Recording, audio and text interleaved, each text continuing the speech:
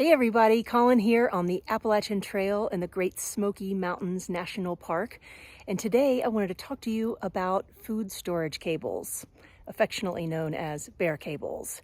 Here in the park we have cable system, so you hoist up your bag, and a lot of people mistake our tool bins for bear boxes. We don't have bear boxes, we only have the cables, and they're really easy to use.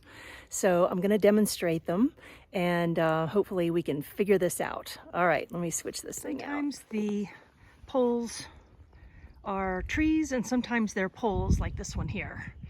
Either way, very strong. So you have an eye bolt on one side that we're going to hook the carabiner to, and here I've got my bag suspended from the hooks. So the hooks are for your bags, and D-rings on food stuff sacks are great. They're designed for that. And you can hang plenty of weight on here. They're designed to hold your entire backpack. So they certainly can hold multiple food bags. And so then you hoist it up using the handles, because sometimes they're frayed and you don't want to get punctured because that hurts. Pardon the camera going all crazy. All right, so on this end we have a carabiner,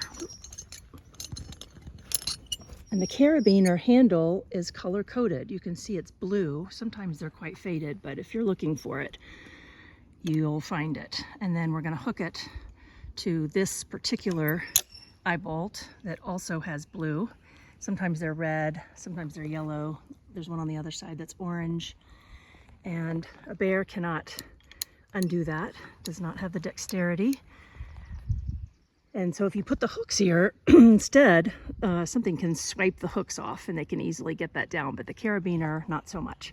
And your bag is safely suspended way up in the air and nothing can get to it. So it's quite simple. You do have to hang bear canisters. We've had some pretty intelligent bears here, and they have made off with bear canisters and chewed into them. So you have to hang everything that has any kind of smell, and then you can sleep peacefully, no worries at all.